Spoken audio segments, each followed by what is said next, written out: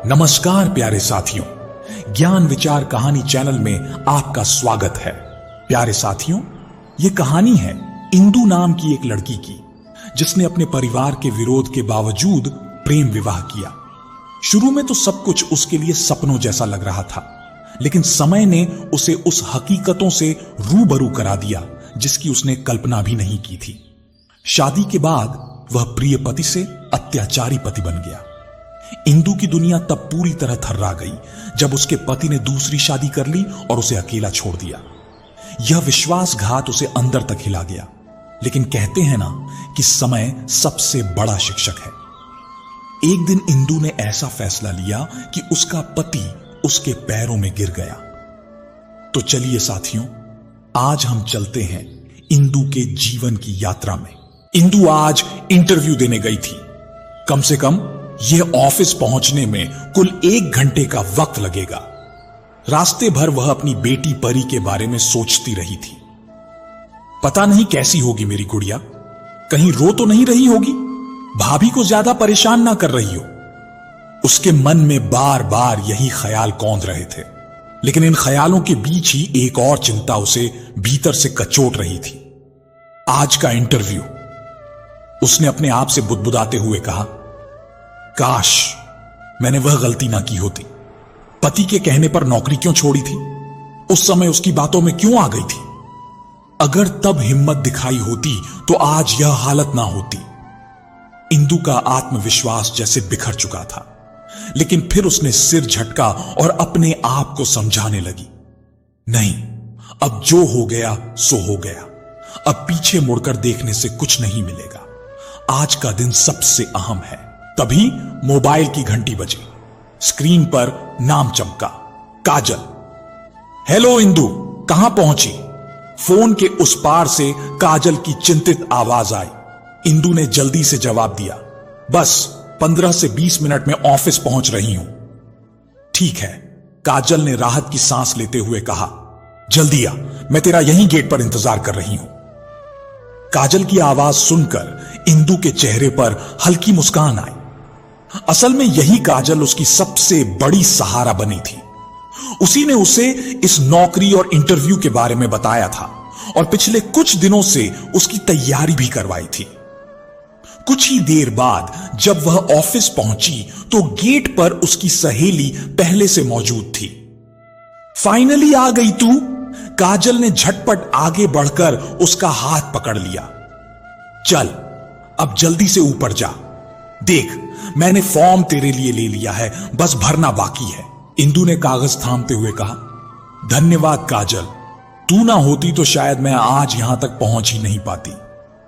काजल ने मुस्कुराते हुए उसका कंधा थपथपाया। पगली, दोस्ती का यही तो मतलब होता है। अब ज्यादा भावुक मत हो, इंटरव्यू पर ध्यान दे। और हां, मैंने तुझसे जो बातें बताई थी वही याद करके अंदर जाना। इंदु ने सिर हिलाया। हां, सब कर लिया है। बस अब ऊपर जाकर भगवान का नाम लेना है। अगर यह नौकरी मेरी नसीब में होगी तो पक्का मुझे ही मिलेगी। काजल ने उसकी आंखों में देखते हुए आत्मविश्वास भरने की कोशिश की। नसीब तेरे साथ जरूर होगा इंदु, अब जा और जीत कर ही लौटना। इंदु ने कागज संभालते हुए ऑफिस की सीढ़ियां चढ़नी शुरू की। उसके कदम अभी भी भारी थे, मगर काजल के शब्दों ने उसके भीतर एक नई ऊर्जा भर दी थी। इंदु ने फॉर्म रिसेप्शन पर जमा कर दिया। इसके बाद उसे इंतजार करवाया गया।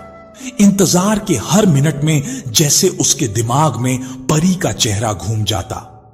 पता नहीं परी अभी क्या कर रही होगी, कहीं रो तो नहीं रही होगी, भाभी ने खाना खिला दिया होगा या नहीं। करीब आधे घंटे बाद उसका नाम पुकारा गया, Indu Sharma, please come inside. Indu उठी, अपने दुपट्टे को ठीक किया और अंदर चली गई। इंटरव्यू पैनल में 3 लोग बैठे थे, एचआर हेड, एक महिला मैनेजर और एक वरिष्ठ अधिकारी। एचआर हेड बोले, welcome Indu, please have a seat. Indu थोड़ा संकोच से बैठते हुए बोली, थैंक यू सर। पहला सवाल आया, HR head, so tell us something about yourself. Indu ने गहरी सांस ली। मैंने इससे पहले एक कंपनी में काम किया है, जहां मैं क्लाइंट सर्विसिंग और डॉक्यूमेंटेशन की जिम्मेदारी संभालती थी। फिर मुझे अपनी बेटी के जन्म के बाद कुछ समय का ब्रेक लेना पड़ा। अब जब मेरी बेटी थोड़ी बड़ी हो गई है तो मैं दोबारा अपने करियर को शुरू करना चाहती हूं। महिला मैनेजर ने पूछा, तो इस ब्रेक के दौरान आपने खुद को अप टू डेट रखने के लिए क्या किया? जी, इस दौरान मैंने घर पर रहते हुए ऑनलाइन कोर्स किए हैं, कंप्यूटर स्किल्स और कम्युनिकेशन स्किल्स को अपडेट रखा है। साथ ही मैंने छोटे छोटे फ्रीलांस प्रोजेक्ट्स भी किए हैं। अच्छा, आपको क्या लगता है कॉरपोरेट माहौल में वापस आना आपके लिए कितना चुनौतीपूर्ण होगा? इंदु ने आत्मविश्वास से सिर उठाकर जवाब दिया, चुनौती तो होगी, लेकिन मैंने हमेशा सीखा है कि हर नई शुरुआत मेहनत मांगती है। मैं तैयार हूं इस मेहनत के लिए। मुझे यकीन है कि अगर मौका मिला तो मैं जल्दी ही खुद को टीम के साथ ढाल लूंगी। अंत में एचआर हेड ने मुस्कुराते हुए कहा, वेल, हम आपको कल तक रिजल्ट की जानकारी दे देंगे। Thank you sir. इंटरव्यू खत्म होते ही इंदु जैसे हल्की हो गई। बाहर निकलकर वह तुरंत काजल से मिली। काजल, इंटरव्यू अच्छा हो गया, जितना सोचा था उससे कहीं अच्छा। उन्होंने कहा कि कल तक रिजल्ट बता देंगे। काजल हंसते हुए बोली, मैंने कहा था ना, देख तू कितनी स्मार्ट है, नौकरी तेरी पक्की है। अब चल नीचे कैंटीन में चाय पीते हैं। दोनों सहेलियां कैंटीन में बैठी। गर्म चाय की खुशबू और थोड़ी हल्की फुल्की बातचीत ने इंदु के चेहरे की थकान मिटा दी। शाम को जब वह घर लौटी तो उसकी नजर सीधे आंगन में खेलती हुई परी पर पड़ी। परी अपनी मामी सुमन की गोद में खिलखिला रही थी। हाथ में छोटी सी गुड़ियां पकड़े बार बार उसे गिराती और सुमन भाभी उसे हंसाते हुए बार बार उठा देती। इंदु कुछ पल वहीं खड़ी रह गई। मन ही मन सोचा, मैं तो सोच रही थी पता नहीं कैसे रो रही होगी, लेकिन यह तो बिल्कुल बेफिक्र खेल रही है। सच में बच्चों का मन भी बड़ा अजीब होता है। उसे देखते ही सुमन ने मुस्कुराकर पूछा, अरे इंदु, इंटरव्यू कैसा रहा? सेलेक्ट तो हो ही जाएगी ना? इंदु ने हल्की सी मुस्कान के साथ अपना बैग एक तरफ रखा और बोली, भाभी, इंटरव्यू तो अच्छा हुआ, सब सवालों के जवाब सही दिए, अब बस कंफर्मेशन का इंतजार है। ये कहते कहते वह झट से आगे बढ़ी और परी को गोद में उठा लिया। अरे वाह, मेरी गुड़िया मम्मी को देख भी नहीं रही थी, मामी के साथ खेल रही थी। परी ने हंसते हुए अपनी मां की नाक पकड़ ली, लेकिन फिर तुरंत सुमन की ओर हाथ बढ़ाने लगी। तभी गरिमा जी अंदर से आकर बोली, अरे बहुत अच्छे से खेल रही थी परी, एक बार भी तुझे याद नहीं किया, तू अब आराम से नौकरी पर जा सकती है। इंदु ने मां की बातें ध्यान से सुनी, लेकिन तभी सुमन भाभी भी बोल पड़ी, हां मम्मी जी, इंदु आराम से नौकरी पर जाए, परी मेरी भी बेटी है, मैं इसे मां की कमी महसूस नहीं होने दूंगी। सुमन की यह बात सुनते ही इंदु की आंखें भर आईं। उसने अपनी भाभी को प्यार से देखा और धीरे से बोली, मेरी प्यारी भाभी, सच में आप मेरे लिए बहन से कम नहीं हो। सुमन मुस्कुराई और बोली, अरे पगली, रोती क्यों है? यह तो अपना ही घर है, बहन भाभी का फर्क कहां है? बस तू खुश रह, नौकरी लगे तो सब और अच्छा हो जाएगा। गरिमा जी ने सिर हिलाते हुए कहा, हां बेटा, आजकल के समय में औरत को अपने पैरों पर खड़ा होना बहुत जरूरी है। तू चिंता मत कर, घर की जिम्मेदारी हम सब बांट लेंगे। इंदु ने मम्मी का हाथ पकड़ लिया, जैसे मन को तसल्ली मिली हो। मम्मी, आपकी और भाभी के रहते मुझे अब कोई फिक्र नहीं, बस दुआ कीजिए कि नौकरी लग जाए। सुमन ने हंसकर कहा, दुआ क्यों? तेरा तो हक है इस नौकरी पर। अब तो सोच, जब तेरी पहली सैलरी आएगी तो घर में कितना जश्न होगा। यह सुनते ही गरिमा जी और इंदु दोनों हंस पड़े। काश हर किसी को मेरी जैसी भाभी मिले, तब बहू बेटी का फर्क कोई समझ ही नहीं पाए। इंदु मन ही मन प्रार्थना करने लगी, भगवान करे भाभी की गोद भर जाए, काश कोई चमत्कार हो जाए। दरअसल उसके भैया सूरज और भाभी सुमन को कोई औलाद नहीं थी। कितने बड़े हॉस्पिटल से इलाज चल रहा है, लेकिन कोई सकारात्मक परिणाम नहीं मिल रहा। भैया तो कहते हैं छोड़ो ये सब इलाज विलाज, हम दोनों ही एक दूसरे के लिए काफी हैं। वैसे भी आजकल संतानहीन लोग ही ज्यादा सुख से रह रहे हैं, बल्कि जिनकी औलादें हैं वे तो सबसे ज्यादा दुखी हैं। लेकिन भाभी भैया की बातों को एक कान से सुनकर दूसरे कान से निकाल देती थीं। उस रात खाने की टेबल पर सब बैठे थे, भैया, भाभी, इंदु और उसकी मम्मी गरिमा जी। भैया ने भी उसके इंटरव्यू के बारे में पूछा, तो कैसा रहा इंदु तुम्हारा इंटरव्यू? सेलेक्ट तो हो जाओगी ना? जी भैया, इंटरव्यू तो अच्छा गया है, मुझे तो लगता है कि मैं सफल हो जाऊंगी। ठीक, अब आगे ही बढ़ना है, पीछे नहीं मुड़ना है, समझ आई मेरी बात? सूरज भैया ने सिर्फ इतना ही कहा और फिर सब खाने में व्यस्त हो गए। रात का खाना खत्म हो चुका था, सब अपने अपने कमरों की ओर जाने लगे। इंदु भी परी को गोद में उठाकर अपने कमरे की तरफ बढ़ी। परी आधी नींद में थी, उसकी छोटी सी उंगलियां मां के गले को कसकर पकड़े हुई थी। कमरे में पहुंचकर इंदु ने उसे धीरे से बिस्तर पर सुला दिया और चादर ओढ़ा दी। फिर वह खिड़की के पास कुर्सी पर बैठ गई। बाहर हल्की हल्की हवा चल रही थी। इतने में दरवाजे पर दस्तक हुई। भाभी सुमन हाथ में गर्म दूध का गिलास लिए खड़ी थी। लो इंदु, तुम्हारे लिए दूध लेकर आई हूं, दिन भर बाहर थक गई होगी। इंदु गिलास लेते हुए बोली, भाभी आप हमेशा इतनी परवाह करती हो। सच कहूं तो मुझे लगता है कि मेरी अपनी सगी बहन भी होती तो शायद इतना ख्याल ना रखती। सुमन हल्का सा हंसती, पर उनकी आंखों में कहीं एक खालीपन साफ झलक रहा था। तुम भी ना इंदु, मुझे तो बस यही लगता है कि इस घर में तुम ही मेरी अपनी हो, वरना कभी कभी मन बहुत अकेला हो जाता है। इंदु ने भाभी का हाथ पकड़ लिया। भाभी आप क्यों उदास होती हो? भैया कितना प्यार करते हैं आपसे। और रही बात बच्चे की, तो मैं जानती हूं भगवान जरूर कोई रास्ता निकालेंगे, बस थोड़ा सब्र रखो। सुमन ने जबरन मुस्कुराने की कोशिश की। हां, सब्र तो रखती हूं, पर इंदु, जब मोहल्ले की औरतें ताने देती हैं कि सुमन के यहां तो अब तक किलकारी नहीं गूंजी, तब दिल टूट सा जाता है। इंदु कुछ कह ना पाई, बस उनके कंधे पर हाथ रखकर चुपचाप बैठ गई। उस वक्त इंदु को एहसास हुआ कि इस घर में भाभी का दर्द उतना ही गहरा है जितना उसका अपना संघर्ष। फर्क बस इतना था कि इंदु का सफर अभी शुरू हुआ था और भाभी का इंतजार अब तक अधूरा था। अंदर रसोई में बस दो औरतों की धीमी धीमी खटर-पटर सुनाई दे रही थी। सुमन भाभी प्लेटें धोकर रख रही थी।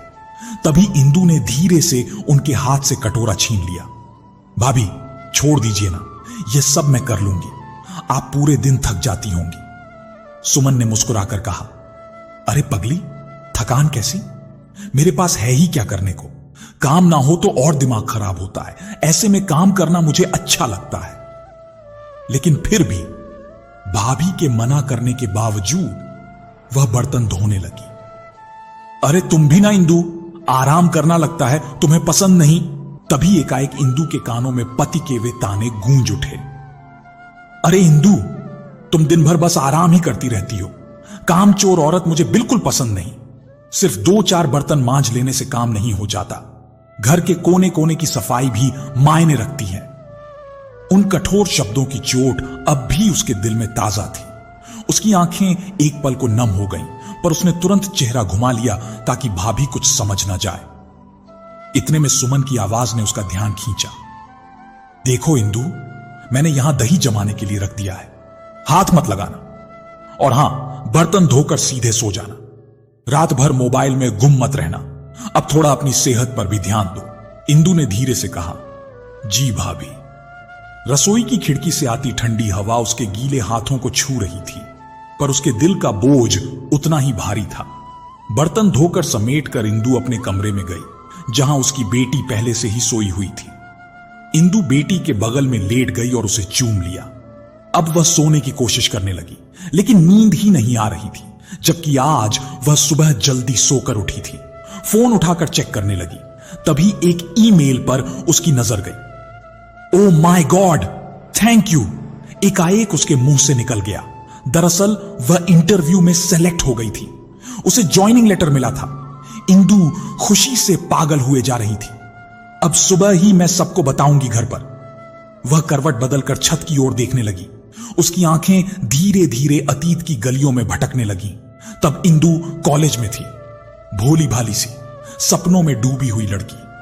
भैया सूरज की शादी हो चुकी थी और सुमन भाभी घर का अहम हिस्सा बन चुकी थी।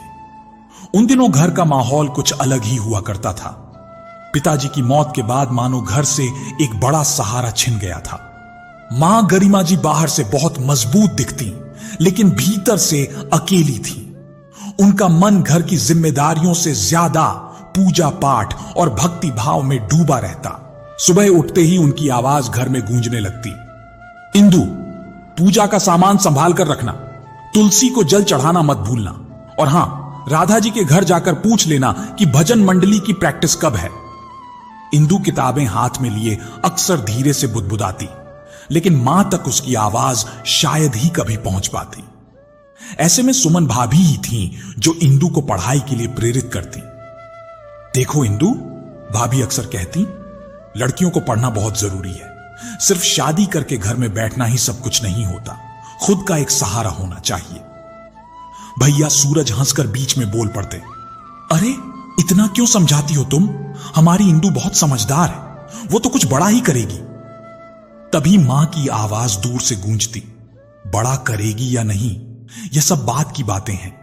पहले तो इसे घर गृहस्थी सीखनी चाहिए, आखिर कल को ससुराल जाना है। मां और भाभी के विचारों का यही टकराव इंदु के मन में अक्सर खलबली मचा देता। इंदु की मुलाकात अभिनाश से कॉलेज के दिनों में ही हुई थी। पहली ही नजर में उसे अभिनाश इतना पसंद आ गया था कि वह मन ही मन उसे चाहने लगी थी, लेकिन कहने की हिम्मत उसके अंदर नहीं थी, क्योंकि भैया ने पढ़ाई करने के लिए कॉलेज भेजा है, इश्क फरमाने के लिए नहीं। अब अभिनाश उसकी जिंदगी का अहम हिस्सा बन चुका था। ग्रुप में सब साथ बैठते, खाते, पीते, एंजॉय करते। काजल भी उसके ही ग्रुप में थी। अब अभिनाश को भी इंदु पसंद आ गई थी, लेकिन उसे यह नहीं पता था कि इंदु उसे पसंद करती है। एक दिन अभिनाश ने इंदु के प्रति जो भी इच्छा थी सब जाहिर कर दी। अपने प्रति अभिनाश के अंदर प्यार देखकर वह पिघल गई और सब कुछ भूल गई। इंदु और अभिनाश की मोहब्बत अब किताबों और कैंटीन से आगे बढ़कर उनकी धड़कनों में समा चुकी थी। कॉलेज का हर कोना, हर गली, हर पार्क जैसे उनके प्यार की गवाही देने लगा था। एक दिन लाइब्रेरी में बैठकर दोनों पढ़ाई का दिखावा कर रहे थे, जबकि असल में उनकी निगाहें सिर्फ किताबों पर टिके अक्षरों के बहाने एक दूसरे पर ही टिकी थीं। अभिनाश धीरे से बोला, इंदु, पता है जब तुम मुस्कुराती हो ना तो लगता है जैसे मेरे सारे गम गायब हो जाते हैं। इंदु ने किताब में चेहरा छिपाकर धीमे स्वर में कहा, बस बस, ज्यादा फिल्मी डायलॉग मत बोलो, कोई सुन लेगा तो सुन ले। अभिनाश हंसते हुए बोला, मुझे दुनिया को बताने में कोई डर नहीं कि मैं तुमसे बहुत प्यार करता हूं। उसकी बात सुनकर इंदु के गालों पर लाली दौड़ गई, लेकिन तुरंत उसे भाई की सख्त बातें याद आ गईं। इंदु, पढ़ाई पर ध्यान देना, मां को तुमसे बहुत उम्मीदें हैं, कोई डील बर्दाश्त नहीं होगी। यह सोचकर वह चुप हो गई। अभिनाश ने उसकी आंखों में उतरते सन्नाटे को पहचान लिया। क्या हुआ, डर गई ना? देखो, मैं जानता हूं तुम्हारे घर वाले सख्त हैं, लेकिन भरोसा रखो, मैं सब संभाल लूंगा। इंदु ने धीरे से सिर हिलाया। अभिनाश, मुझे डर लगता है, भैया को पता चल गया तो मां तो वैसे ही पूजा पाठ और अपनी दुनिया में खोई रहती है, सब कुछ भैया ही देखते हैं। अभिनाश ने उसका हाथ पकड़ते हुए कहा, तुम्हें कुछ कहने की जरूरत नहीं पड़ेगी इंदु, बस इतना याद रखना, जो भी होगा मैं तुम्हारा साथ कभी नहीं छोड़ूंगा। उसका विश्वास भरा लहजा इंदु के दिल में उतर गया। इधर घर पर सुमन भाभी धीरे धीरे समझने लगी थीं कि इंदु के चेहरे पर कोई अनकही खुशी रहती है। एक दिन जब इंदु मोबाइल पर मुस्कुराते हुए चैट कर रही थी, तभी भाभी चुपचाप कमरे में आ गई। किससे बातें कर रही हो इतनी देर से? भाभी ने मुस्कुराकर पूछा। इंदु हड़बड़ा गई। न भाभी, ऐसे ही कॉलेज की दोस्त है, काजल। सुमन ने हल्की मुस्कान के साथ कहा, ठीक है, मैं तो बस ऐसे ही पूछ रही थी। लेकिन इंदु, एक बात कहूं, चेहरे पर छुपी खुशी छुपाई नहीं जाती। जब वक्त आएगा मुझे जरूर बताना। भाभी के स्वर में मां जैसी ममता थी। इंदु की आंखें भर आईं, लेकिन अभी वह सच बताने की हिम्मत नहीं जुटा पाई। इधर कॉलेज के आखिरी दिनों में सबके बीच करियर की बातें शुरू हो गई थीं। काजल ने कहा, यार सब लोग सोच रहे हैं कि आगे कहां जॉब करनी है, कहां एमबीए करना है, और तुम दोनों बस एक दूसरे को देखते रहते हो। अविनाश ने मजाक में जवाब दिया, तो क्या करें, यही तो हमारी लाइफ का सबसे बड़ा प्रोजेक्ट है। इंदु ने शर्म से अविनाश को आंख दिखाई, लेकिन अंदर ही अंदर वह डर रही थी। कॉलेज का सफर तो बस कुछ दिनों का था, आगे घर वालों के सामने क्या होगा। उस रात बिस्तर पर लेटे लेटे उसने बहुत सोचा। दिल कहता था अविनाश ही मेरा सब कुछ है, लेकिन दिमाग बार बार कहता भैया मानेंगे, मां कुछ कहेंगी, अगर रिश्ता टूट गया तो। नींद उसकी आंखों से कोसों दूर थी और ख्वाबों में बस अविनाश ही था। दिन बीतने लगे। सूरज भैया अब इंदु के लिए रिश्ता देखने लगे, क्योंकि अब उसकी पढ़ाई भी कंप्लीट होने ही वाली थी और रिश्ता ढूंढने में ही 1-2 साल लग जाते हैं। घर का वातावरण उस दिन थोड़ा बोझिल हो गया था। इंदु ने जैसे ही अविनाश का नाम लिया, सूरज भैया का चेहरा लाल हो गया। उनके चेहरे पर गुस्से की हल्की परत दिख रही थी। इंदु सहमी सहमी सी खड़ी थी, जैसे किसी गलती पर पकड़ ली गई हो। तुम्हें कॉलेज पढ़ाई करने के लिए भेजा था या यह सब करने के लिए? हां बोलो इंदु, यही सिखाया मैंने तुम्हें, यही भरोसा था मुझ पर? इंदु के होंठ सूख गए। वह बस नजरें झुकाकर खड़ी रह गई। उसकी आंखों में डर और परेशानी दोनों थे, शब्द जैसे गले में अटक गए हों। सुमन भाभी ने धीरे से हाथ रख दिया सूरज के कंधे पर। अरे सुनिए, इतना गुस्सा क्यों कर रहे हैं? आजकल लड़कियां अपनी पसंद बता दें तो इसमें बुराई ही क्या है? आखिर हमारी ही बहन है। अगर लड़का वाकई अच्छा है तो देखने में क्या हर्ज है? सूरज ने भौहें चढ़ाते हुए कहा। सुमन तुम बीच में मत बोलो, फैसला मैं करूंगा, हां या ना वही मैं तय करूंगा। इंदु अभी बच्ची है, उसे क्या समझ है? इंदु ने हिम्मत जुटाई। दुख जाने के बावजूद उसने धीमी आवाज में कहा, भैया मैं उसे कई सालों से जानती हूं। अविनाश बहुत अच्छे संस्कारों वाला है, मेहनती है, उसकी बस मां ही है और कोई बड़ा परिवार भी नहीं। मैं जानती हूं वह मुझे हमेशा खुश रखेगा। उसकी आंखों में चमक और डर दोनों झलक रहे थे, जैसे अपने दिल की बात कहने के बाद भी सजा मिलने का अंदेशा हो। सूरज ने उसे घूरते हुए कहा, बस और कुछ मत बोलो, मैंने कह दिया ना, मैं देख लूंगा, लेकिन आखिरी फैसला मेरा होगा, समझी तुम? इंदु चुपचाप सिर झुकाकर खड़ी रह गई। उसके दिल में हलचल मची हुई थी। एक तरफ अपने प्यार को बचाने की चाह, दूसरी तरफ भैया का कठोर फैसला। सुमन ने माहौल को थोड़ा हल्का करने की कोशिश की। ठीक है, आप देख लीजिए, पर इतना गुस्सा मत कीजिए, लड़की है, डर जाएगी। जो भी होगा आपके फैसले के मुताबिक ही होगा। सूरज ने बस गहरी सांस ली और कमरे से बाहर निकल गया। अब सूरज भैया अविनाश को देखने गए। अविनाश का घर तो ठीक ठाक था, विधवा बूढ़ी मां थी जो बहुत कम बोलती थी, लेकिन सूरज भैया को अविनाश पता नहीं क्यों जचा ही नहीं। घर आकर उन्होंने इस रिश्ते के लिए साफ इनकार कर दिया। मां, यह शादी मैं नहीं होने दूंगा। घर परिवार का कुछ अता पता है नहीं, सिर्फ मां बेटा है। मैं इंदु के लिए दूसरा रिश्ता देखूंगा जो अपने ही खानदान के किसी जान पहचान वाले द्वारा बताया गया हो। गरिमा जी अपने बेटे की बात से सहमत थी, लेकिन इंदु को जैसे ही यह बात पता चली वह फूट फूट कर रोने लगी। उसकी हिम्मत नहीं हो रही थी भैया से आंखें मिलाने की, सामना करने की। अब उसके चेहरे की हंसी गायब हो गई थी। वह खाना भी कम कर चुकी थी, अब तो अपने कमरे से भी नहीं निकलती थी। सुबह का वातावरण हमेशा की तरह शांत था, लेकिन इस बार घर के भीतर अजीब सा बोझलपन पसरा हुआ था। इंदु के चेहरे पर वही थकी हुई उदासी झलक रही थी। पहले जहां वह सबसे हंसकर मिलती, छोटे मोटे कामों में मां का हाथ बटाती, वहीं अब वह अपने कमरे से बाहर तक नहीं निकलती थी। गरिमा जी ने कई बार पुकारा, इंदु बेटी जरा नीचे आ, नाश्ता कर ले, लेकिन ऊपर कमरे का दरवाजा बंद ही रहा। सुमन भाभी धीरे से सास के पास आकर बोली, मां जी आप परेशान मत होइए, मैं जाकर देखती हूं। वह धीरे धीरे सीढ़ियां चढ़कर इंदु के कमरे तक पहुंची। दरवाजा खटखटाया। इंदु, दरवाजा खोलो बेटा, देखो सब लोग परेशान हैं तुम्हें लेकर। भीतर से हल्की सी आवाज आई, भाभी आप मुझे समझाने मत आइए, मुझे सब समझ आ गया है। भैया को मेरी खुशी से कोई मतलब ही नहीं, उन्हीं की मर्जी चलेगी। अच्छा है, मैं भी अब इस घर में बस चुप रहूंगी। सुमन ने दरवाजा धीरे से खोला। अंदर देखा तो इंदू पलंग पर बैठी थी, आंखें रोने से लाल थीं। सुमन पास जाकर उसके कंधे पर हाथ रखते हुए बोली, यह कोई हल है क्या? रोने से कुछ बदल जाएगा? देख, सूरज भैया गुस्से वाले हैं, पर दिल से तेरी भलाई ही चाहते हैं। और लड़का चाहे कितना भी अच्छा लगे, एक बार परखना तो पड़ता है। इंदू ने रूंधे गले से कहा, भाभी आप ही बताओ, क्या मुझे इतना भी हक नहीं कि मैं अपनी पसंद बताऊं? मैंने किसी गलत लड़के का नाम तो नहीं लिया। अविनाश मेहनती है, ईमानदार है, और सबसे बड़ी बात वो मुझे समझता है। भैया को क्यों नहीं दिखता यह सब? सिर्फ इसलिए कि उसके घर में कोई बड़ा खानदान नहीं है। क्या खुशियां सिर्फ पैसों और रिश्तेदारों से मिलती हैं? सुमन चुप हो गई। उसके पास इंदू के सवालों का कोई सीधा जवाब नहीं था। इसी बीच नीचे हॉल में गरिमा जी और सूरज बैठे थे।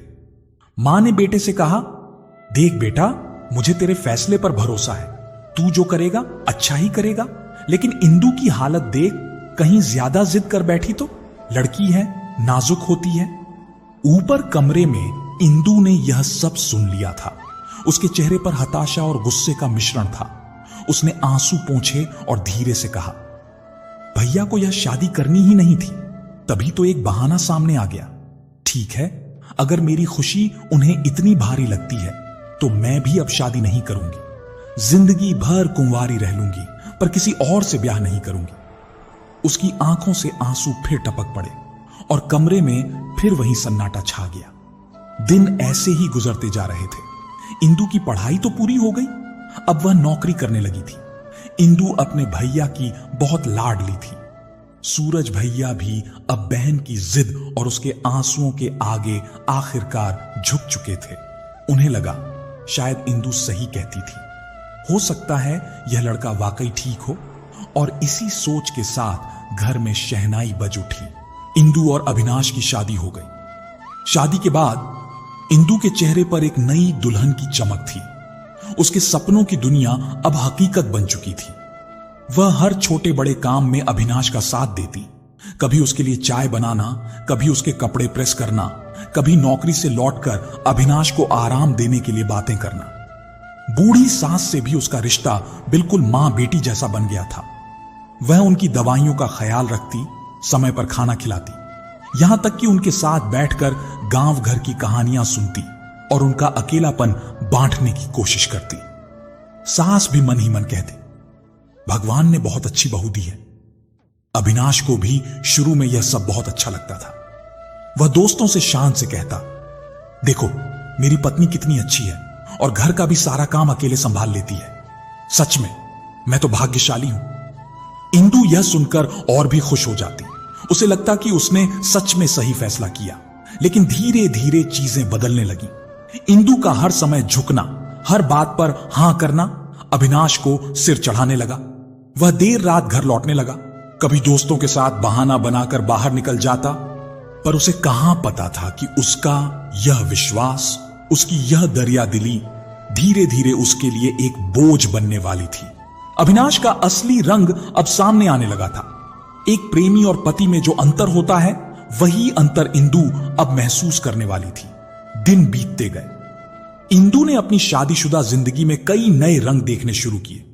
शुरुआत में सब कुछ ठीक ठाक लगा, लेकिन धीरे धीरे अविनाश का असली स्वभाव सामने आने लगा। शाम का समय था। इंदू ऑफिस से लौटी ही थी। बैग सोफे पर रखते हुए किचन में चली गई और जल्दी जल्दी चाय चढ़ा दी। अविनाश ड्राइंग रूम में बैठा मोबाइल चला रहा था। अरे इतनी देर क्यों हो गई? तुमसे तो अब घर गृहस्थी ही नहीं संभलती, और ऊपर से यह नौकरी भी। जरूरत क्या है तुम्हें नौकरी करने की? घर बैठो आराम से। इंदू धीरे से बोली, अविनाश जी मैं सब मैनेज कर लूंगी। हां थोड़ा वक्त लग जाता है, लेकिन ऑफिस का काम भी जरूरी है। देखिए मेरी तरक्की हो रही है, आपको गर्व होना चाहिए। अविनाश चिढ़ते हुए बोला, गर्व? अरे मुझे तो शर्म आती है। लोग कहते हैं बीवी नौकरी करती है मतलब मर्द कम कमाता है क्या? मुझे यह सब बिल्कुल अच्छा नहीं लगता। इंदु चुप रह गई। उसके चेहरे पर गहरी उदासी उतर आई। वह जानती थी कि अविनाश को समझाना आसान नहीं है। कुछ देर बाद उसने चाय सामने रख दी। अविनाश ने कप उठाते हुए कहा, ठीक है, तुम मैनेज करो। और सुनो, तुम मायके का नाम मत लिया करो बार बार। मुझे पता है तुम्हें वहीं जाने की पड़ी रहती है, लेकिन साफ साफ सुन लो, मैं वहां नहीं जाऊंगा। तुम्हारे भाई की शक्ल भी नहीं देखना चाहता। इंदु बोली, पर भैया से तो आपको वैसे भी क्या लेना देना, वो तो सिर्फ मेरी चिंता करते हैं। अविनाश कड़क आवाज में बोला, बस ज्यादा बहस मत करो। मैंने कह दिया ना तो कह दिया, अब यह सब मेरे हिसाब से चलेगा। इंदु ने धीरे से सिर झुका लिया। दिल में बहुत कुछ कहने की चाह थी, लेकिन होठों तक शब्द नहीं आए। दिनों के साथ अविनाश का व्यवहार और सख्त होता गया। अब वह इंदु पर ज्यादा हक जमाने लगा।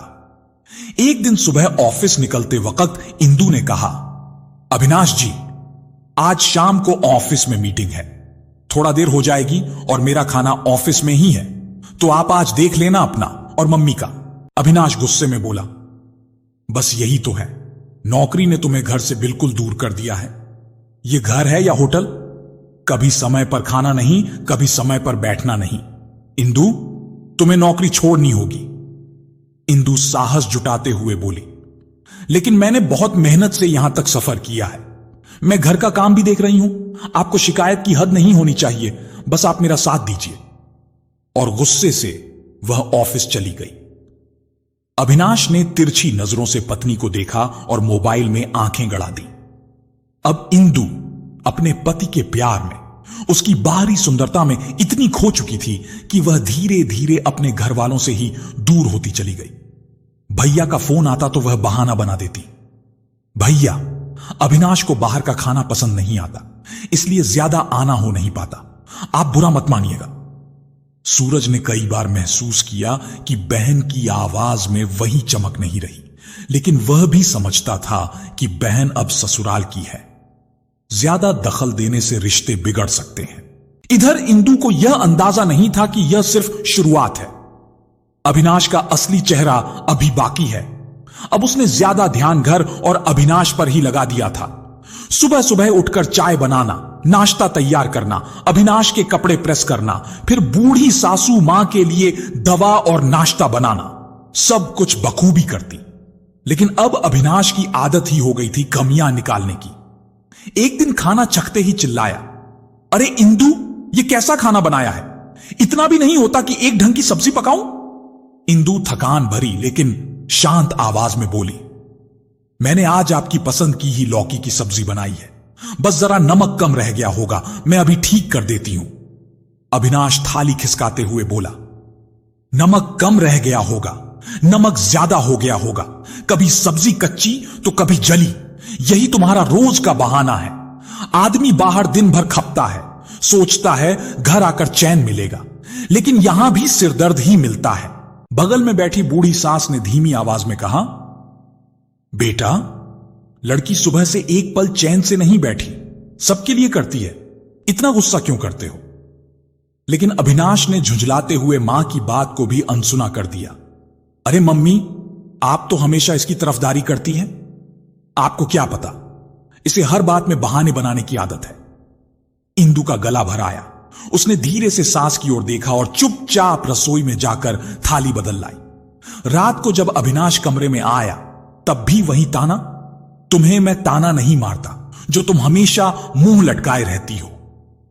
इंदु के लिए यह शब्द किसी तीर से कम न थे। अविनाश, मैं भी इंसान हूं, कोई तुम्हारी नौकरानी नहीं। अविनाश ने ठंडी हंसी हंसते हुए कहा, अरे छोड़ो ये बातें, अब इसका एहसान मत जताओ, औरत का काम होता है घर संभालना। यह सुनकर इंदु का मन भीतर से हिल गया। उसके चेहरे से हंसी जैसे गायब ही हो चुकी थी। रात भर वह करवटें बदलती रही, सोचती रही, क्या सच में औरत का काम सिर्फ घर संभालना है?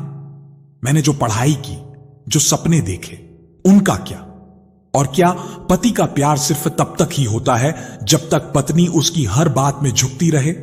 लेकिन अपने आंसुओं को पोंछकर उसने फिर वही निर्णय लिया। घर की शांति के लिए, अपने इस रिश्ते को मजबूत बनाए रखने के लिए मुझे सहना ही होगा। आखिरकार इंदु ने नौकरी से इस्तीफा दे ही दिया। जिस नौकरी ने उसे आत्मनिर्भर बनाया था, जिस पर उसे गर्व था, जिसे पाकर उसके भैया और घर वालों ने भी चैन की सांस ली थी, उसी नौकरी को उसने अपने पति के कहने पर छोड़ दिया। शायद यही सही है। घर परिवार की सुख शांति सबसे ऊपर होती है। अगर मेरी नौकरी छोड़ने से अविनाश खुश रहेंगे, घर में चैन रहेगा, तो यही बेहतर है। इधर से ही अविनाश ने मान लिया कि अब चाहे वह कुछ भी कहे या करे, इंदु शांति से पत्नी का कर्तव्य समझकर झुकती रहेगी। घर की मान, मर्यादा और सुख शांति के नाम पर वह सहती रहेगी। नौकरी छोड़ने के बाद कुछ महीने तक अविनाश का व्यवहार बदल गया। वह इंदु के लिए गिफ्ट लाने लगा, कभी ड्रेसेस, कभी कोई छोटी सी ज्वेलरी, कभी अचानक कहता चलो आज डिनर बाहर करेंगे, तो कभी कार निकालकर उसे घुमाने ले जाता। इंदु के मन में एक उम्मीद जगी, शायद अब सब ठीक हो जाएगा, शायद यही मेरा सच्चा पारिवारिक सुख है। धीरे धीरे वह अपनी दुनिया में रमने लगी। अब अपनी गोद में एक नन्ही सी जान को पाया। बेटी परी के जन्म ने इंदु की दुनिया बदल दी। उसकी आंखों में अब बस वही मासूम चेहरा बसा रहता। पर परी के आने के बाद पति पत्नी के बीच की दूरी बढ़ने लगी। इंदु अब पूरी तरह बेटी में खो गई थी। रात दिन उसका ख्याल, उसके खाने पीने, उसकी सेहत, उसकी नींद। जहां पहले इंदु अविनाश पर ध्यान देती थी, अब उसकी प्राथमिकता बदल गई थी। एक शाम अविनाश गुस्से में बोला, तुम्हें अब मुझसे ज्यादा अपनी बेटी की पड़ी है। इंदु, हर वक्त उसी के पीछे भागती रहती हो।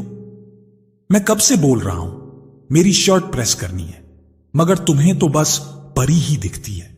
इंदु ने धीरे से जवाब दिया, अविनाश, बच्ची अभी बहुत छोटी है, हर वक्त देखभाल चाहिए, तुम तो समझते हो ना। लेकिन अविनाश को यह सब समझ नहीं आ रहा था। जहां इंदु मां के रूप में मजबूत हो रही थी, वहीं अविनाश पति के रूप में और कमजोर। इसी बीच एक बड़ा झटका इंदु की जिंदगी में आया। अविनाश की मां का अचानक निधन हो गया। इंदु फूट फूट कर रो पड़ी थी। वह उनकी बहुत करीब थी। उनकी सादगी, उनकी ममता, उनका अपनापन, सब कुछ इंदु के दिल में बसा था। शोक के उन दिनों में इंदु बार बार कहती, मां जी, आप मुझे छोड़कर क्यों चली गईं? मैंने तो सोचा था कि मैं आपके साथ हमेशा रहूंगी। अविनाश चुप रहता। उसे दुख तो था, लेकिन उसका चेहरा ज्यादा भावहीन लगता। धीरे धीरे समय बीतता गया। इंदु ने खुद को संभाल लिया, क्योंकि अब उसे अपनी बेटी के लिए जीना था। पर कहीं भीतर से उसे लगने लगा था कि उसकी जिंदगी में एक खालीपन आ गया है। अविनाश का बदलता व्यवहार, सास की मौत और बेटी की जिम्मेदारियां, सब मिलकर इंदु को भीतर ही भीतर और चुप करती जा रही थी। मां के देहांत के बाद अविनाश लापरवाह होता चला गया। अब अविनाश को तो किसी की भी परवाह नहीं थी। उसकी दुनिया तो उससे शुरू होकर उसी पर ही खत्म होने लगी थी। ऑफिस में प्रमोशन मिलते ही अपने आप को किसी राजा से कम नहीं समझने लगा। अब अगर कभी इंदु अविनाश से कुछ पूछ लेती, तो बजाय जवाब देने के वह उसे उल्टा सुना देता। अपना अपमान और तिरस्कार तो इंदु कैसे भी बर्दाश्त कर रही थी, पर परी के साथ भी अविनाश का वही रवैया उससे बर्दाश्त न हो पाया। एक दिन की बात थी। उस दिन छुट्टी थी और अविनाश घर पर ही मौजूद था। दोपहर होते होते परी की तबीयत खराब होने लगी। परी उल्टियां पर उल्टियां करने लगी। अगस्त का महीना था। जोर जोर से बारिश हो रही थी। ऐसे में ऑटो से बेटी को डॉक्टर के पास लेकर जाना इंदु को ठीक नहीं लगा। उसने टीवी देख रहे अविनाश को कार निकालकर साथ चलने के लिए कहा, लेकिन उसने तपाक से उत्तर दिया, इंदु, मुझे परेशान मत करो, तुम्हारी ही लापरवाही से वह बीमार पड़ी है, अब अपना देखो। इंदु को अपने कानों पर विश्वास नहीं हुआ कि जिसका बच्चा बुखार में तप रहा है, वह उसे डॉक्टर को दिखाने के बजाय पुरानी बातों को निकालकर बहस कर रहा है। इंदु तुरंत परी को लेकर हॉस्पिटल पहुंच गई। राहत यह थी कि उसके घर से निकलते ही बारिश बिल्कुल बंद हो गई। घर लौटते समय इंदु के मन में तूफान उमड़ रहा था। परी को दवा मिल चुकी थी और डॉक्टर ने आश्वस्त कर दिया था कि अब हालत ठीक हो जाएगी बच्ची की। पर इंदु का मन भारी था। घर का दरवाजा खोला तो देखा अविनाश वैसे ही सोफे पर पसरा टीवी देख रहा था, जैसे उसे इस बात से कोई फर्क ही नहीं पड़ा कि उसकी बेटी अस्पताल होकर आई है। इंदु ने हल्की थकी हुई आवाज में कहा, अविनाश, डॉक्टर ने कहा है कि अब ठीक है, पर अभी कुछ दिनों तक दवा देते रहना पड़ेगा। अविनाश ने चैनल बदलते हुए बस इतना ही कहा, अच्छा है, अब अगली बार अपनी लापरवाही मत करना। उसका यह बर्ताव इंदु के दिल में तीर की तरह चुभ गया, पर उसने कुछ कहा नहीं। चुपचाप परी को बिस्तर पर लिटाकर उसके पास बैठ गई। रात को जब परी सो चुकी थी, इंदु ने धीमे स्वर में कहा, अविनाश, कभी तुम्हें नहीं लगता कि परी भी तुम्हारी जिम्मेदारी है? आज मैं अकेली संभल गई, पर अगर कुछ और गंभीर हो जाता तो? अविनाश ने हंसते हुए जवाब दिया, तुम्हें बेवजह ड्रामा करने की आदत है इंदु। बच्ची बीमार हुई तो तुम अस्पताल ले गई, और क्या चाहिए? अब मुझे लेक्चर मत दो। इंदु ने गहरी सांस ली। शादी के इन सालों में वह अविनाश के स्वभाव को अच्छे से पहचान चुकी थी। जहां प्यार और सहानुभूति की उम्मीद रहती थी, वहां अब केवल उपेक्षा और अहंकार रह गया था। पर वह जानती थी, अब उसका जीवन सिर्फ उसके लिए नहीं है, परी ही उसकी असली ताकत है। वह अपनी मासूम बेटी का माथा सहलाते हुए मन ही मन बुदबुदाई, अब मुझे अपने लिए नहीं, परी के लिए मजबूत बनना होगा। सुबह होते ही उसने घर के सारे काम वैसे ही शुरू कर दिए जैसे कुछ हुआ ही ना हो। पर आंखों में नींद नहीं थी, चेहरे पर थकान साफ दिख रही थी। नाश्ते की टेबल पर अविनाश मोबाइल स्क्रॉल कर रहा था। न तो उसने रात की बात का जिक्र किया, न इंदु की ओर ढंग से देखा।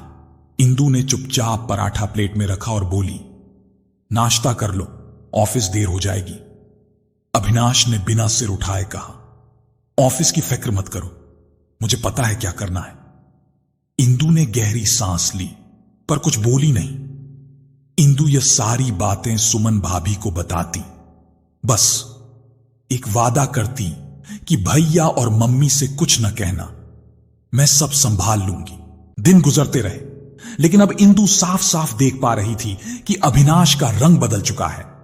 वह बेटी को गोद में तक नहीं उठाता था। ऑफिस से लौटकर सीधे जिम चला जाता। कभी मॉल से महंगे कपड़े, जूते और परफ्यूम खरीद लाता, सेविंग का नाम तक नहीं। जब भी इंदु उसे समझाने की कोशिश करती तो वह झिड़क देता, अपने काम से काम रखो, औरत हो तो औरत की हद में ही रहो। यह सुनकर इंदु का गुस्सा 7वें आसमान पर चढ़ गया। अपनी हद में ही हूं, लेकिन तुम अपनी हद खोते जा रहे हो। गुस्से में अविनाश ने उसको एक थप्पड़ मार दिया। इंदु हक्की बक्की रह गई। एक तो चोरी, ऊपर से सीना जोड़ी। अब इंदु का गुस्सा थमने का नाम नहीं ले रहा था। उसने पास रखा परफ्यूम उठाया और जोर से फेंक कर तोड़ दिया। चिल्लाते हुए बोली, तुम्हारा रवैया देख, समझ रही हूं कि तुम किस तरह निर्लज्ज बनते जा रहे हो। मैं तुम्हारी कोई नौकरानी नहीं हूं कि तुम्हारा घर भी संभालूं, तुम्हारा बच्चा भी संभालूं, और बदले में तुम मुझे नौकरानी का भी महत्व न दो। अविनाश के लिए यह हिम्मत असहनीय थी। उसने इंदु का हाथ मोड़ते हुए कहा, मुझे आंख दिखाने की हिम्मत मत करना, वरना हमेशा के लिए मायके भेज दूंगा। तभी परी जोर जोर से रोने लगी। इंदु ने पूरी ताकत से अविनाश को धक्का दिया और रोती हुई बेटी को उठाकर कमरे से बाहर निकल गई। अब अविनाश की बातें इंदु के दिल में गहरी चोट कर गई थी। उसका मन मानो बोझ से दब गया था।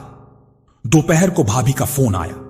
भाभी की आवाज सुनते ही इंदु ने जैसे खुद को संभालने की कोशिश की, मगर भीतर की उदासी छिप नहीं सकी। भाभी ने हल्की चिंता से पूछा, क्या हुआ इंदु?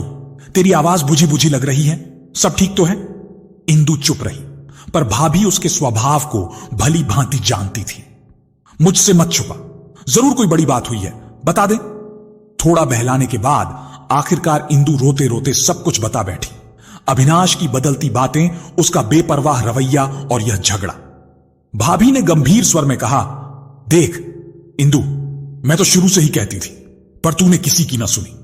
खैर, अब जो है सो है, लेकिन तू अपने लिए खड़ी होना सीख। हर बात सहती जाएगी तो अविनाश और सिर चढ़ जाएगा। इंदु से कुछ जवाब देना न बन रहा था, लेकिन उसी शाम उसके भाई का फोन आ गया। मोबाइल स्क्रीन पर भैया का नाम देखकर इंदु का दिल जोर जोर से धड़कने लगा। कपकपाती आवाज में उसने कॉल रिसीव किया। हेलो भैया। उधर से भैया की गुस्साई आवाज गूंजी।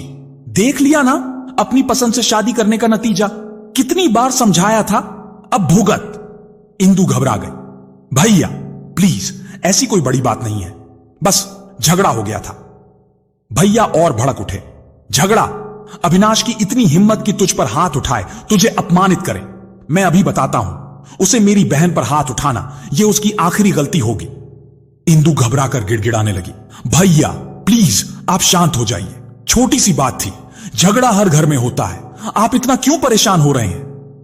उसके शब्दों में बेबसी साफ झलक रही थी। कॉल कटने के बाद इंदु की आंखों में आंसू भर आए। उसे अपनी भाभी पर गुस्सा आने लगा कि क्यों उन्होंने भैया से यह सब बातें बताई। उसने तकिए में चेहरा छुपा लिया।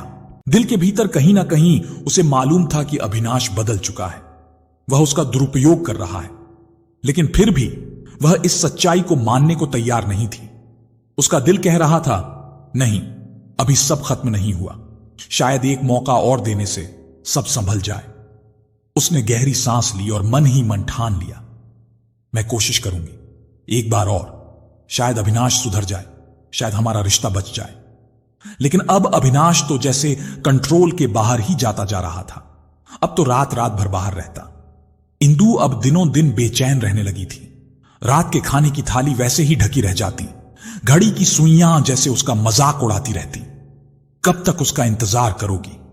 अविनाश के कदमों की आहट उसके कान तरस कर सुनते, पर वह देर रात नशे में धुततियां, फिर थका हारा आकर बस बिस्तर पर गिर जाता।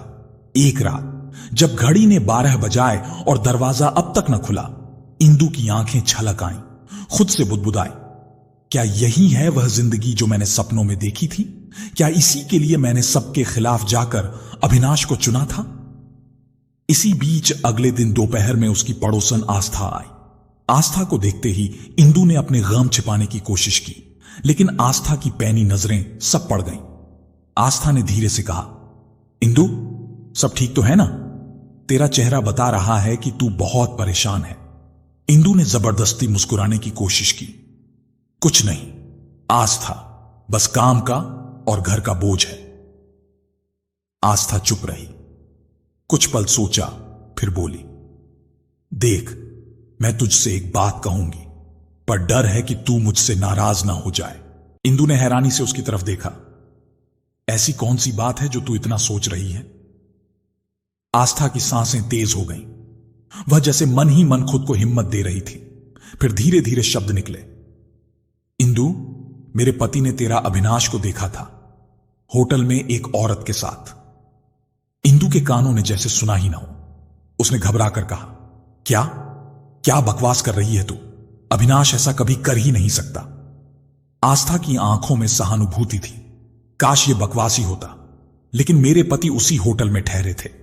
उसी फ्लोर पर उन्होंने अपनी आंखों से देखा कि अविनाश एक लड़की के साथ रूम में जा रहा था। पहले उन्हें भी शक हुआ, लगा कि शायद कोई हमशक्ल होगा, लेकिन इंदु ने डरते डरते पूछा। आस्था ने गहरी सांस ली। अगली सुबह जब वो लड़की नीचे रिसेप्शन पर आई, उसने अविनाश को नाम लेकर जोर से बुलाया। तभी मेरे पति का शक यकीन में बदल गया। इंदु के हाथ से पानी का गिलास छूटकर गिर पड़ा। जमीन पर पानी बिखर गया, जैसे उसके सपनों का महल बिखर गया हो। वह हक्की बक्की रह गई। ना, नहीं आस्था, तू झूठ बोल रही है, ऐसा हो ही नहीं सकता। अविनाश मुझसे प्यार करता है, वो ऐसा काम नहीं कर सकता। आस्था ने उसका कांपता हुआ हाथ थाम लिया। इंदु, मुझे तुझे दुख देने का कोई शौक नहीं है, पर तू मेरी सहेली है और मैं तुझे अंधेरे में नहीं रखना चाहती। सच्चाई चाहे कितनी भी कड़वी क्यों ना हो, लेकिन सच्चाई से आंखें चुराने से जिंदगी और मुश्किल हो जाती है। इंदु की आंखों से आंसू बह निकले। वह बेतहाशा सिर हिलाने लगी। अविनाश ऐसा नहीं कर सकता, वह मेरी बेटी का पिता है, वो मेरे साथ ऐसी गद्दारी नहीं कर सकता। आस्था चुप रही। उसने बस इंदु को सीने से लगा लिया। आस्था के जाने के बाद इंदु की दुनिया जैसे उलट पुलट हो गई थी। मन का बोझ इतना भारी हो गया कि उसके कदम लड़खड़ा रहे थे। उसके तो हाथ पैर कुछ सेकंड के लिए ठंडे पड़ गए। क्या करे क्या न करे। उसी रात उसने गहरी नींद में सो रहे अभिनाश का फोन उठा लिया और दूसरे कमरे में दबे पांव चली गई। मोबाइल में कोई पासवर्ड न देखकर उसे और हैरानी हुई। जैसे ही उसने गैलरी खोली, स्क्रीन पर एक के बाद एक तस्वीरें सामने आने लगी। अविनाश और एक लड़की बेहद करीब, बेहद खुश।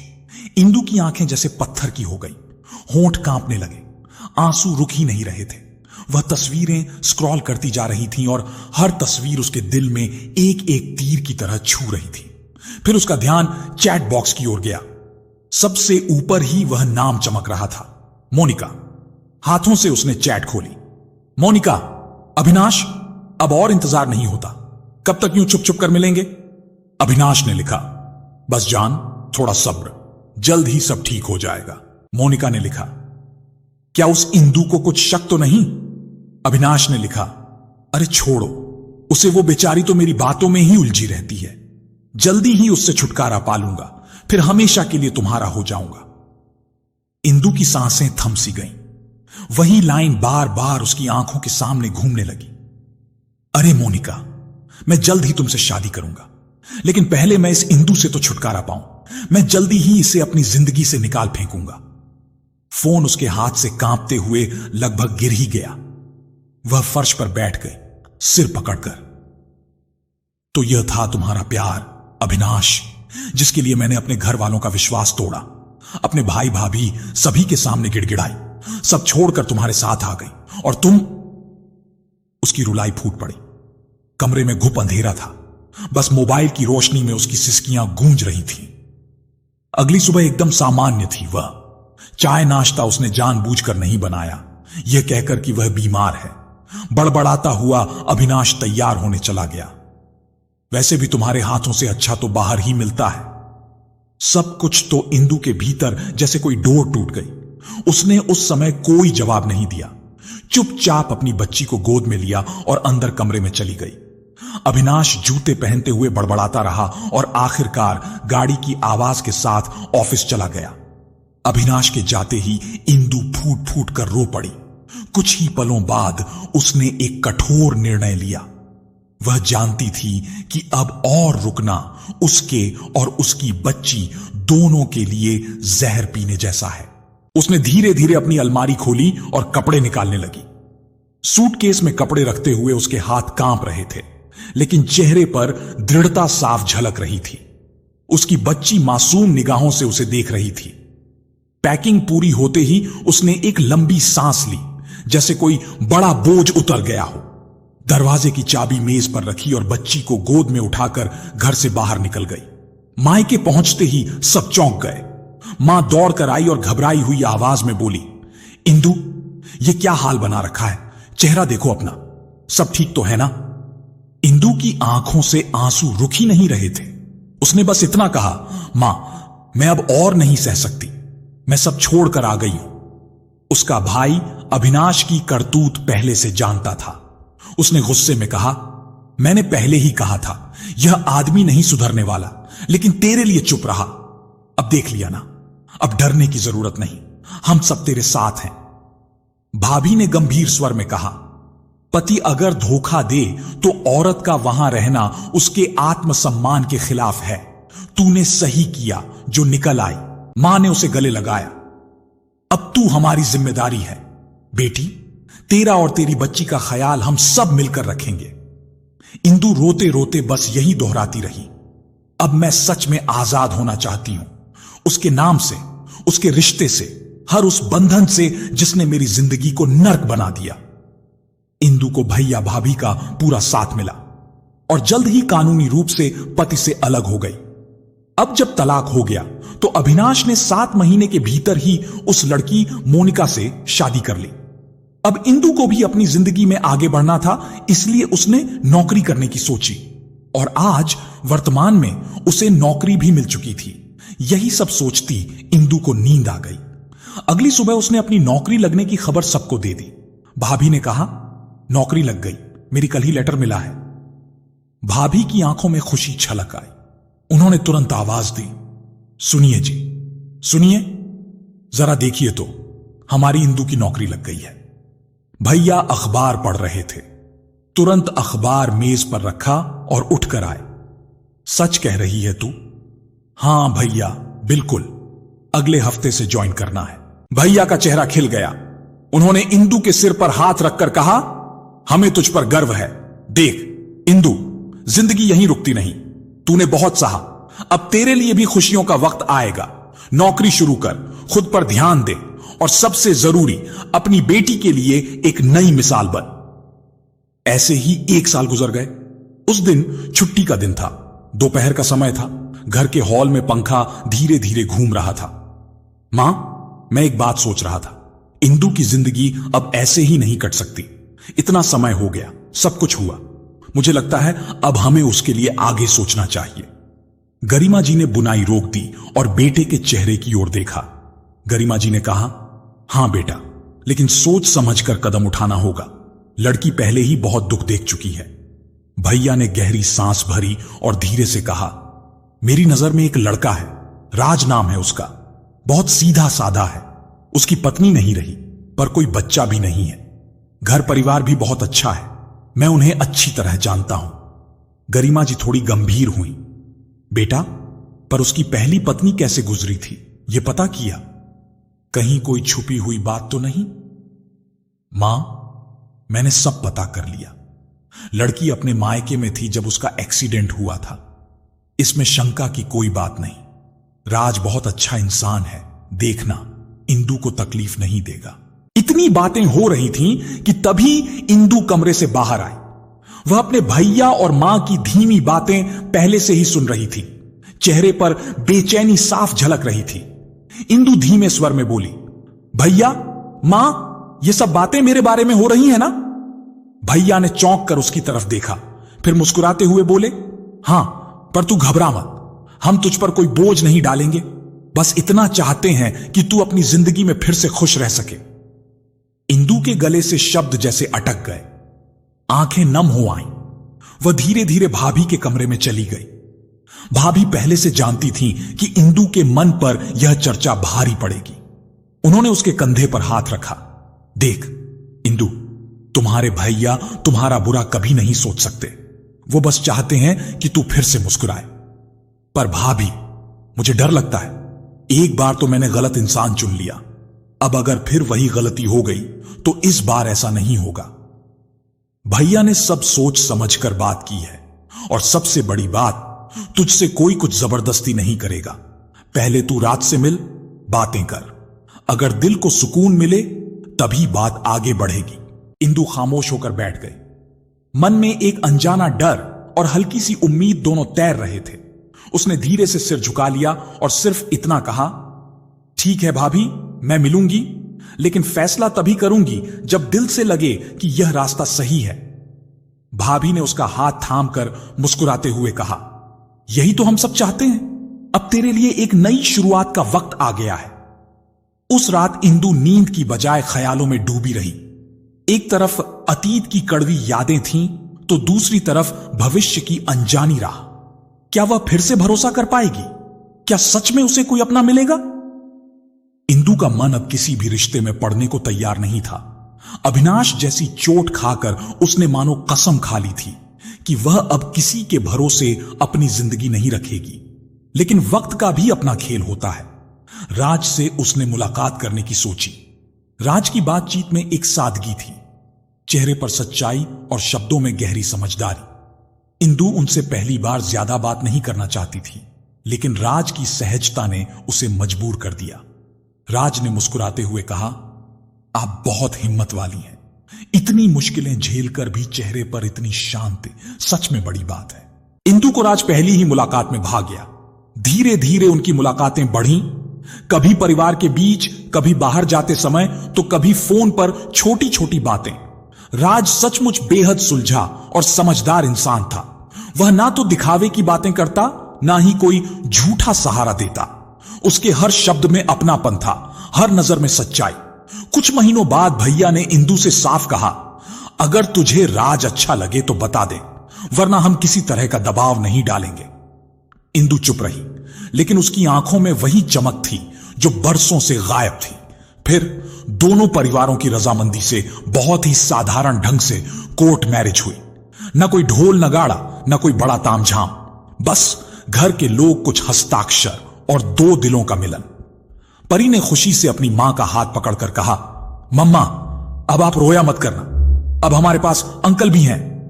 इंदु ने बेटी को गले लगाते हुए आंखों में आंसू भरकर कहा, नहीं बेटा, अब हमारी जिंदगी सचमुच बदल गई है। आज इंदु सचमुच बहुत खुश है। जिंदगी ने उसे जो जख्म दिए थे, अब राज ने उन पर मरहम रख दिया है। जिंदगी मजे से कट रही है।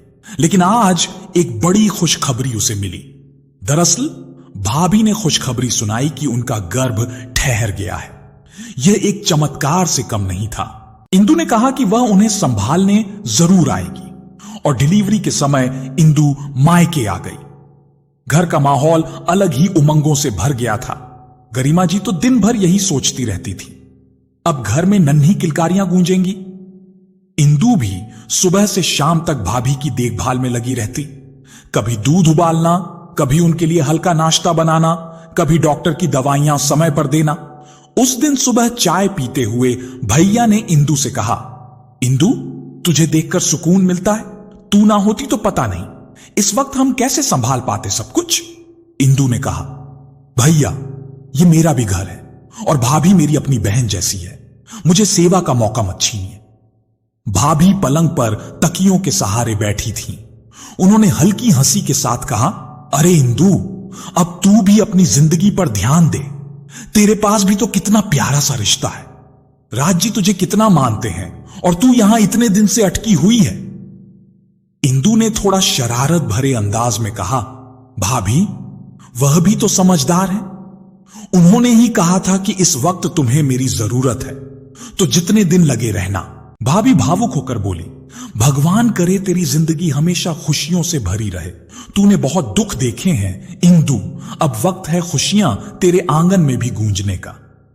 गरिमा जी बाहर से आती हुई बोली, हां बेटा, तेरी किस्मत अब करवट ले चुकी है, और देखना जब भगवान किसी को देर से देता है तो 2 गुना सुख देता है।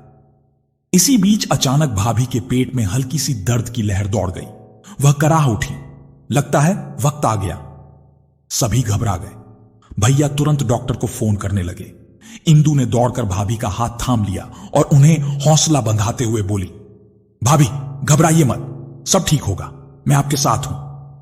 मिनटों में घर भागदौड़ से भर गया। भैया ने गाड़ी निकाली और सब अस्पताल की ओर चल पड़े। इंदु पूरे रास्ते भाभी को संभालती रही। अस्पताल में डॉक्टर ने जांच के बाद कहा, प्रॉपर लेबर पेन शुरू हो चुका है। ऑपरेशन की जरूरत तो नहीं पड़ेगी, लेकिन घबराइए मत, सब ठीक रहेगा। गरिमा जी प्रार्थना में जुट गईं। भैया बेचैनी से इधर उधर चक्कर लगाने लगे और इंदु अस्पताल की दीवार से लगकर मन ही मन भगवान से यही प्रार्थना करती रही, हे प्रभु मेरी भाभी को सुरक्षित रखना, यह बच्चा हमारे घर की नई उम्मीद है। कुछ घंटों बाद आखिरकार नर्स बाहर आई। चेहरे पर मुस्कान थी। मुबारक हो, मां और बच्चा दोनों बिल्कुल ठीक हैं, बेटा हुआ है। सारे घर में खुशी की लहर दौड़ गई। भैया की आंखें भर आईं। गरिमा जी भगवान को धन्यवाद देने लगी। इंदु की गोद में जब नन्हा सा शिशु आया तो उसकी आंखों से भी खुशी के आंसू झरने लगे। उसने बच्चे के कान में धीरे से कहा, तू हमारे घर की नई सुबह है। नन्हे राजकुमार, तेरे आने से सब दुख दूर हो गए। भाभी की डिलीवरी को पूरे 15 दिन बीत चुके थे। घर का माहौल अब धीरे धीरे सामान्य हो रहा था। हर कोई नन्हे शिशु के इर्द गिर्द ही घूम रहा था। इंदु अब भी मायके में रहकर सबका हाथ बंटा रही थी। उस दिन दोपहर को उसने सोचा कि कुछ जरूरी सामान बाजार से ले आए। धूप हल्की हल्की ढल रही थी। हवा में एक अजीब सी ठंडक थी। इंदु ने दुपट्टा सिर पर अच्छे से ओढ़ा और थैला लेकर बाजार की तरफ चल दी। सड़क पर भीड़ भाड़ थी, मगर इंदु के मन में अजीब सी बेचैनी हो रही थी। उसे बार बार लग रहा था जैसे कोई उसका पीछा कर रहा हो। उसने कई बार पीछे मुड़कर देखा भी, मगर हर बार उसे बस एक काली गाड़ी थोड़ी दूरी पर धीमी रफ्तार से आती दिख जाती। इंदु का दिल जोर जोर से धड़कने लगा। वह अपने कदम तेज करने लगी। तभी अचानक वह गाड़ी उसके बिल्कुल सामने आकर रुक गई। दरवाजा खुला और जैसे ही उसने देखा, उसकी आंखें ठिठक गईं। अविनाश! इंदु के मुंह से अनायास ही निकला। अविनाश कार से उतर चुका था। उसका चेहरा थका हुआ, बिखरे बाल, आंखों में नींद और पछतावे की लकीरें। वह इंदु के करीब आते ही लगभग गिर पड़ा। इंदु, प्लीज बस एक बार मेरी बात सुन लो, उसने गिड़गिड़ाते हुए कहा। मैंने बहुत बड़ी गलती की, तुम्हारे साथ बुरा किया। तुम्हारे जाने के बाद मेरी दुनिया उजड़ गई। इंदु ने भौचक होकर उसकी ओर देखा, फिर ठंडे स्वर में बोली, अब क्यों आए हो? क्या चाहिए तुम्हें? अविनाश ने सिर झुकाते हुए हाथ जोड़ दिए। मुझे माफ कर दो इंदु। मोनिका भी मुझे छोड़कर चली गई। उसे मुझसे नहीं, बस मेरी कमाई से प्यार था। वह सब भूल जाओ। अब मुझे तुम्हारी अहमियत समझ आई है। तुम्हारे बिना मैं अधूरा हूं। मेरी जिंदगी वीरान है। इंदु के चेहरे पर व्यंग भरी हंसी फैल गई। वाह, जब तक मैं तुम्हारे पास थी तब तक कभी मेरी कीमत समझी नहीं। कोर्ट में तुमने खुलेआम कहा था कि तुम्हें अपनी बेटी भी नहीं चाहिए। आज जब ठोकर खा गए तो मेरी याद आ गई। अविनाश ने धीरे से कहा, मुझसे गलती हो गई। इंसान से गलती हो जाती है। इंदु ने तेज स्वर में काटते हुए कहा, गलती? यह गलती नहीं थी अविनाश, यह तुम्हारा असली चेहरा था। मेरी जिंदगी की सबसे बड़ी भूल यही थी कि मैंने तुम्हें चाहा, लेकिन अब तुम्हारा और मेरा कोई रिश्ता नहीं, न मुझसे न मेरी बेटी से। प्लीज एक आखिरी बार माफ कर दो, प्लीज प्लीज। अब इंदु की आंखों में आक्रोश झलकने लगा। बस बहुत हुआ तुम्हारा ड्रामा। अगर आगे से मेरा पीछा किया ना तो याद रखना, तेरी चाल मुझे भी चलनी आती है, समझे? अविनाश हतप्रभ खड़ा रह गया। उसकी आंखों में पानी उतर आया, मगर वह जान गया था कि अब उसके लिए कोई रास्ता नहीं बचा। वह चुपचाप कार में बैठ गया और गाड़ी स्टार्ट कर चला गया। बेटी से तो उसको मोह अभी भी नहीं था। एक बार भी उसने परी का जिक्र भी नहीं किया। उसे तो बस कैसे भी करके अपनी जिंदगी फिर से बसानी थी, लेकिन अब कोई फायदा नहीं। इंदु ने एक लंबी सांस ली, खुद को संभाला और बाजार की तरफ बढ़ गई। प्रिय साथियों, यह कहानी हमें यह सिखाती है कि जीवन में हमें हमेशा धैर्य, आत्मसम्मान और साहस के साथ अपने फैसले लेने चाहिए। इंदु ने अपने दुख और कठिनाइयों के बावजूद अपने आत्मसम्मान और बेटी की भलाई के लिए साहसिक निर्णय लिया। उसने यह साबित कर दिया कि कठिन परिस्थितियों में भी सही रास्ता चुनना जीवन में स्थायी खुशी और सम्मान दिला सकता है। कहानी यह भी सिखाती है कि गलत रिश्तों में फंसकर अपनी पहचान और आत्मसम्मान को मत खोना चाहिए। इंदु ने अपने पति की विश्वासघातपूर्ण हरकतों के बावजूद हिम्मत नहीं हारी। उसने न केवल खुद को बचाया, बल्कि अपनी बेटी के लिए भी सुरक्षित और खुशहाल वातावरण सुनिश्चित किया। साथ ही यह कहानी हमें यह समझाती है कि सच्चा प्यार और सम्मान केवल विश्वास, समझदारी और सहानुभूति पर आधारित होता है। राज जैसे समझदार और सहृदय साथी ने इंदु के जीवन में विश्वास और खुशी लौटाई। अंत में कहानी हमें याद दिलाती है कि जीवन में सही निर्णय लेने का समय कभी भी नहीं चूकना चाहिए। चाहे परिस्थितियां कितनी भी कठिन क्यों ना हो, अपने मन और बुद्धि की सुनो और अपने प्रियजनों के लिए सही कदम उठाओ। इस कहानी से यही संदेश मिलता है कि साहस, आत्मसम्मान, परिवार के साथ प्रेम और समझदारी से जीवन को बेहतर बनाया जा सकता है। प्यारे साथियों, तो कैसी लगी आपको हमारी यह कहानी? अगर कहानी अच्छी लगी हो तो कमेंट बॉक्स में जरूर बताएं। तो आज के लिए बस इतना ही। मिलते हैं अगली वीडियो में एक और नई कहानी के साथ। तब तक के लिए खुश रहें, अपना और अपनों का ख्याल रखें। जय श्री राधे कृष्ण।